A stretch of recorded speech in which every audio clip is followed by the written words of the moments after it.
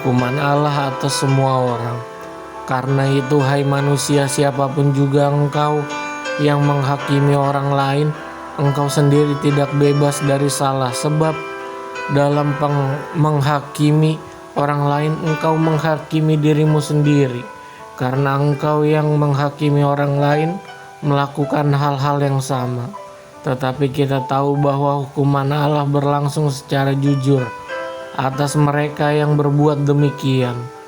Dan engkau, hai manusia, engkau yang menghakimi mereka yang berbuat demikian, sedangkan engkau sendiri melakukannya juga.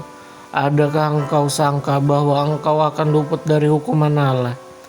Maukah engkau menganggap sepi kekayaan kemurahannya, kesabarannya, dan kelapangan hatinya? Tidakkah engkau tahu bahwa maksud kemurahan Allah ialah menuntun engkau kepada pertobatan? Tetapi oleh kekerasan hatimu yang tidak mau bertobat, engkau menimbun murka atas dirimu sendiri pada hari waktu mana murka dan hukuman Allah yang adil akan dinyatakan.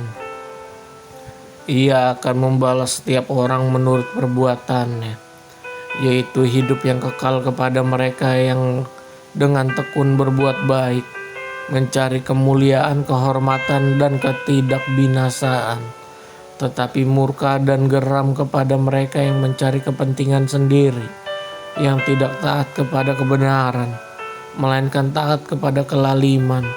Penderitaan dan kesesakan akan menimpa setiap orang yang hidup, yang berbuat jahat, pertama-tama orang Yahudi dan juga orang Yunani. Tetapi kemuliaan, kehormatan, dan damai sejahtera akan diperoleh semua orang yang berbuat baik, pertama-tama orang Yahudi dan juga orang Yunani. Sebab Allah tidak memandang bulu. Sebab semua orang yang berdosa tanpa hukum Taurat akan binasa tanpa hukum Taurat, dan semua orang yang berdosa di bawah hukum Taurat akan dihakimi oleh hukum Taurat. Karena bukanlah orang yang mendengar hukum Taurat yang benar di hadapan Allah, tetapi orang yang melakukan hukum Tauratlah yang akan dibenarkan. Apabila bangsa-bangsa lain yang tidak memiliki hukum Taurat oleh dorongan diri sendiri melakukan apa yang dituntut hukum Taurat, maka walaupun mereka tidak memiliki hukum Taurat, mereka menjadi hukum Taurat bagi diri mereka sendiri. Sebab dengan itu mereka menunjukkan bahwa isi hukum Taurat ada tertulis di dalam hati mereka, dan suara hati mereka turut bersaksi, dan pikiran mereka saling menuduh atau saling membela. Hal itu akan nampak pada hari bila mana Allah sesuai dengan Injil yang kuberitakan akan menghakimi segala sesuatu yang tersembunyi dalam hati manusia oleh Kristus Yesus. Hukum Taurat dan sunat tidak menyelamatkan orang Yahudi. Tetapi jika kamu menyebut dirimu orang Yahudi dan bersandar kepada hukum Taurat, bermegah dalam Allah, dan tahu akan kehendaknya, dan oleh karena diajar dalam hukum Taurat, dapat tahu mana yang baik dan mana yang tidak, dan yakin bahwa engkau adalah penuntun orang buta dan terang bagi mereka yang di dalam kegelapan, pendidikan orang bodoh, dan pengajar orang yang belum dewasa. Karena dalam hukum Taurat engkau memiliki kegenapan segala kepandaian dan kebenaran. Jadi bagaimanakah engkau yang mengajar orang lain? Tidakkah engkau mengajar dirimu sendiri? Engkau yang mengajar jangan mencuri, mengapa engkau sendiri mencuri? Engkau yang berkata jangan berzina, mengapa engkau sendiri berzina? Engkau yang jijik akan segala berhala, mengapa engkau sendiri merampok rumah berhala? Engkau bermegah atas hukum Taurat, mengapa engkau sendiri menghina Allah?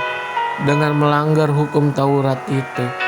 Seperti ada tertulis, sebab oleh karena kamulah nama Allah dihujat di antara bangsa-bangsa lain. Sunat memang ada gunanya jika engkau mentaati hukum Taurat, tetapi jika engkau melanggar hukum Taurat, maka sunatmu tidak ada lagi gunanya.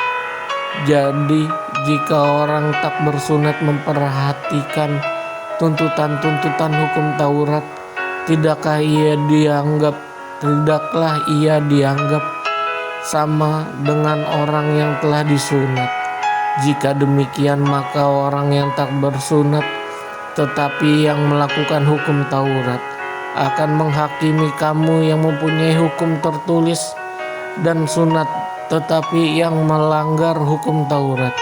Sebab yang disebut Yahudi bukanlah orang yang lahiriah Yahudi, dan yang disebut sunat bukanlah sunat yang dilangsungkan secara lahiriah, tetapi orang Yahudi sejati ialah yang tidak nampak keyahudiannya, dan sunat ialah sunat di dalam hati secara rohani, bukan secara hurufiah.